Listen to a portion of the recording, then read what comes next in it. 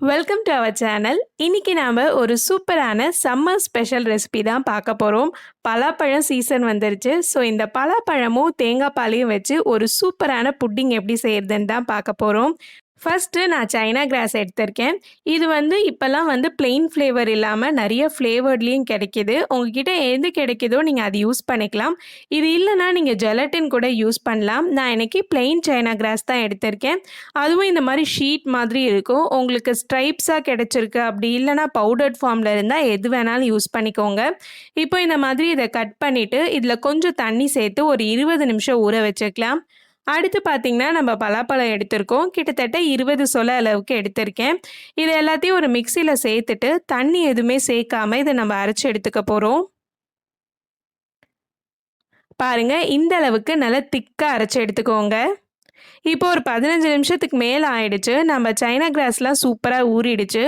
இதில் இருந்து 2 table spoon அளவுக்கு எடுத்து ஒரு பேனில் சேர்த்துக்கலாம். இப்போ இதில் ஒரு 1/4 கப் அளவுக்கு தண்ணி சேர்த்துருங்க. நம்ம ஆல்ரெடி இதை ஊற வச்சதுனால இது நல்ல சாஃப்டாக இருக்கும். இப்போ இந்த தண்ணி சேர்த்து இதை கொதிக்க வைக்கும்போது இந்த மாதிரி திப்பி திப்பியாக எதுவுமே இல்லாமல் நல்ல ஒரு ஸ்மூத்தான லிக்விடாக உங்களுக்கு கிடைக்கும். அது வரைக்கும் இதை பாயில் பண்ணிக்கோங்க. ஒருவேளை உங்களோட சைனா கிராஸ் சரியாக பாயில் ஆகலை அப்படின்னா சாப்பிடும்போது திப்பி திப்பியாக வாயில் கிடைக்கும். அண்ட் உங்களோட புட்டிங்குமே சரியாக செட் ஆகாது. ஸோ நல்லா பாயில் பண்ணதுக்கப்புறம் நம்ம அரைச்சி வச்சுருக்க அந்த பலாப்பழத்தை இதில் சேர்த்துடலாம். எனக்கு கிட்டத்தட்ட 2 டேபிள் ஸ்பூன் அளவுக்கு வந்துச்சு. இப்போ இதில் ஒரு 1/4 கப் தண்ணி, ஒரு 1.5 டேபிள் ஸ்பூன் அளவுக்கு சுகர் சேர்த்துக்கிறேன்.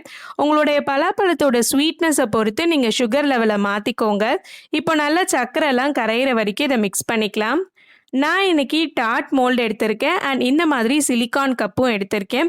உங்ககிட்ட இந்த மாதிரி எதுவுமே இல்லைன்னா நீங்கள் உங்கள் வீட்டில் இருக்க கிண்ணத்தில் கூட போடலாம். இப்போ நம்ம பண்ணி வச்சுருக்க அந்த பலாப்பழத்தை இந்த மாதிரி டாட் ஷெல்லில் போட்டுக்கிறேன். கிட்டத்தட்ட ஒரு இதில் ஒரு 2 டேபிள் ஸ்பூன் அளவுக்கு போட்டிருக்கேன். இதை ஃப்ரிட்ஜில் ஒரு 10 நிமிஷம் வச்சுக்கலாம்.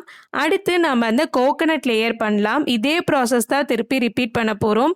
கோகனட் லேயருக்கு ஃபஸ்ட்டு ஒரு 2 டேபிள் ஸ்பூன் அளவுக்கு ஊற வச்சுருந்த அகர் ஒரு 1/4 கப் அளவுக்கு தண்ணி சேர்த்து நல்லா கொதிக்க வச்சிடலாம். இப்போ 1 கப் அளவுக்கு நல்ல திக்கான தேங்காய் பால் எடுத்திருக்கேன். அதை இதில் சேர்த்துடுறேன். கூடவே ஒரு 2லேருந்து 3 டேபிள் ஸ்பூன் அளவுக்கு சுகர் சேர்த்துக்கோங்க. இப்போ நம்ம சுகர்லாம் நல்லா மெல்ட் ஆகி இந்த தேங்காய் பால் கொதிக்கணும். ஒரு 2 நிமிஷம் கொதிக்க வச்சாலே போதும். ரொம்ப நேரம் கொதிச்சதுன்னா பால் திரிஞ்சிடும். ஸோ 2 நிமிஷத்தில் ஆஃப் பண்ணிவிடுங்க. இப்போ ஃப்ரிட்ஜில் பார்த்தீங்கன்னா நம்ம பண்ணி வச்சுருந்த அந்த பலாப்பழ லேயர் சூப்பராக செட் ஆகிடுச்சு. இந்த அளவுக்கு இருந்தால் மட்டும்தான் நம்ம தேங்காய் பால் ஊற்றும் போது நல்லா லேயர்ஸ் எதுவும் மிக்ஸ் ஆகாமல் உங்களுக்கு கிடைக்கும். ஸோ நல்லா செட் ஆனதுக்கப்புறம் நம்ம பண்ணி வச்சுருக்க அந்த தேங்காய் பாலை இதில் ஊற்றிடலாம். இப்போ இதையுமே ஃப்ரீசரில் ஒரு 10 நிமிஷம் அளவுக்கு வச்சு எடுத்திங்கன்னா சூப்பராக செட் ஆகிடும். நீங்கள் ஃப்ரிட்ஜில் வைக்கிறீங்கன்னா கிட்டத்தட்ட ஒரு 1/2 மணி நேரம் மேலே வைங்க. அப்போ தான் நல்லா இந்த மாதிரி செட் ஆகி உங்களுக்கு வரும். நம்ம டாட் ஷெல்லில் போட்டு வச்சதுமே சூப்பராக செட் ஆகிருந்துச்சு.